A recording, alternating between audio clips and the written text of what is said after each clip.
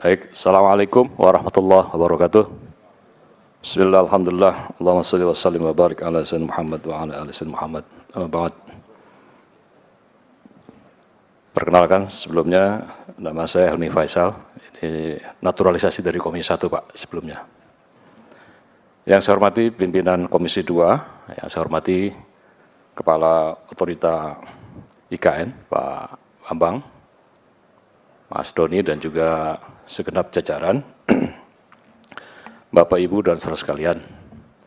Pertama yang ingin kami sampaikan adalah bahwa perintah untuk melaksanakan sekaligus menyelenggarakan Ibu Kota Nusantara ini, Ibu Kota Negara ini adalah merupakan perintah dari konstitusi di mana Undang-Undang Nomor 3 Tahun 2022 telah diputuskan oleh pemerintah bersama DPR, maka saya kira dalam kaitan ini tentu saja kita selesai untuk mendiskusikan pro kontra terkait dengan IKN. Nah, yang kedua, kalau kita melihat visi dari IKN ini sangat gagah sekali, Pak. Ya. Ada 3 yang saya baca. Yang pertama adalah sebagai City of the World, ya. Sebagai kota kesinambungan dunia. Ya. Yang kedua adalah City of Business, ya, karena untuk mendorong perekonomian Indonesia. Dan yang ketiga disebut sebagai City of Diversity, sebagai kota simbol dari keanekaragaman ataupun keberagaman. Mengingat Indonesia merupakan negara dengan karakteristik masyarakat yang begitu rupa, adanya perbedaan agama, budaya, bahasa, golongan, dan seterusnya.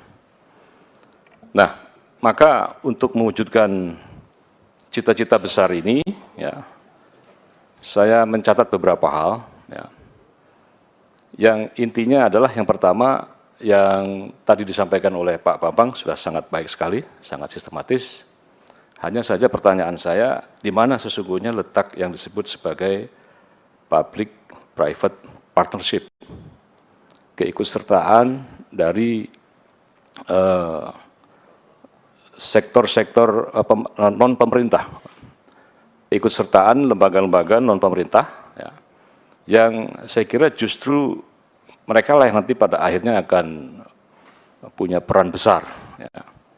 Karena kalau seluruh pengalokasian anggaran beban dari penyelenggaraan IKN ini semata-mata diserahkan, ditanggungjawabkan kepada APBN kita, Pak, tentu ini bleeding, Pak.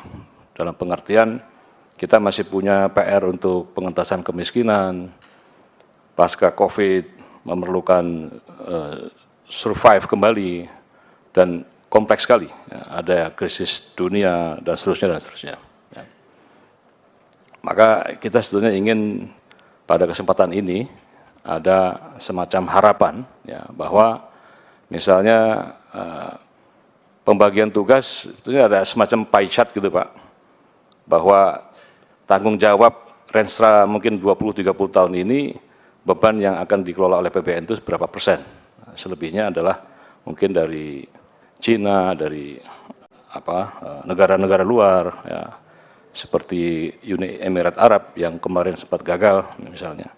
Ya, kita nggak tahu nanti dari negara mana saja yang akan ikut di dalam keterlibatan ini. Ya. Jadi itu pertama sekali saya kira sangat substansial terkait dengan keberadaan IKN. Nah, yang selanjutnya adalah membangun IKN itu tidak semata-mata sekedar membangun sebuah real estate, Pak. Ya. Jadi bukan hanya seperti kita misalnya ada membangun perumahan seperti Karawaci, di BSD, di Alam Sutra dan seterusnya. Ya. Tetapi membangun IKN itu adalah membangun sebuah tata kelola pemerintahan, ya, yang tentu ini dari banyak aspeknya ini harus diperhitungkan. Misalnya pertanyaan saya, Pak, seberapa siap kita menjaga borders kita, Pak? Ya. Karena kita lihat di situ ada perbatasan dengan Kuching, ya, dengan Malaysia. Ya. Yang selama ini kita semua tahu, ya, ada banyak masalah di sana, Pak, terkait dengan pintu kita yang keluar masuk yang tidak terlalu aman. Ya. Mungkin terjadi penyelundupan dan seterusnya. Ini karena ini berkaitan dekat sekali dengan ibu kota negara. Ya. Nah, dalam hal ini tentu memerlukan memang penjelasan dari TNI Polri ya, terkait dengan seberapa siap kita untuk menjaga borders kita ini dalam konteks menjaga kedaulatan kita dalam konteks pengelolaan IKN. Ya.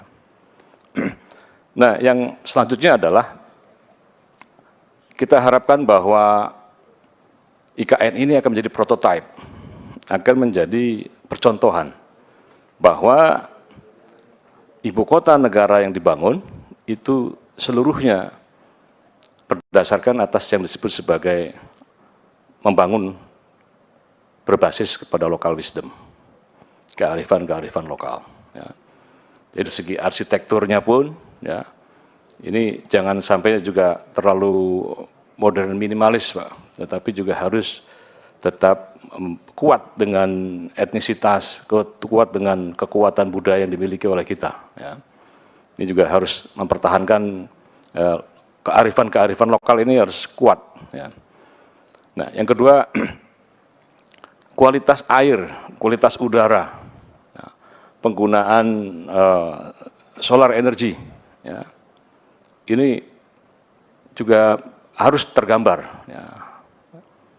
Berapa persen kawasan hijau, ya. Sehingga ini bisa menjadi prototipe, percontohan ya, bagi daerah lainnya, Pak. Bahkan ini bisa menjadi dalam tanda petik secara nggak sadar akan menjadi kota wisata, Pak. Sungai yang dibentuk. Ya. Kalau tadi ada isu soal banjir, diskusi dengan Pak Bambang, ya, secara informal di luar tadi. Kalau ada isu banjir, kalau kita bikin sodetan atau sungai, ya, maka itu bisa menjadi sebetulnya terkelola dengan baik, bisa menjadi satu kawasan wisata tersendiri. Jadi dalam kesempatan ini tentu kita harapkan dan kita doakan ya Pak Bambang dengan teman-teman akan berhasil melaksanakan tugas ini dan tentu sesuai dengan harapan Pak Presiden Jokowi ya di bulan Agustus ya mungkin tahun 2024 kita bisa menyaksikan Istana Negara di IKN sebagai bagian dari upaya kita untuk melakukan perimbangan sekaligus pendistribusian peran-peran zonasi kota. Ya. Meskipun kalau kita lihat ada beberapa negara yang gagal, ya, mungkin di situ kita bisa belajar seperti di Australia, ya, tidak kurang seperti John Howard kemudian Paul Keating menyebut 1912 Canberra itu adalah kota pemerintahan yang gagal. Ya. Di Malaysia juga sama, tidak terlalu berhasil. Ya. Tetapi kalau di Indonesia, saya kira ya kalau bukan optimisme kita untuk membangun IKN, apalagi. Ya. Jadi untuk itu, saya pribadi selaku anggota DPR Komisi 2 dari fraksi PKB, tentunya memberikan support dukungan kepada pemerintah agar IKN ini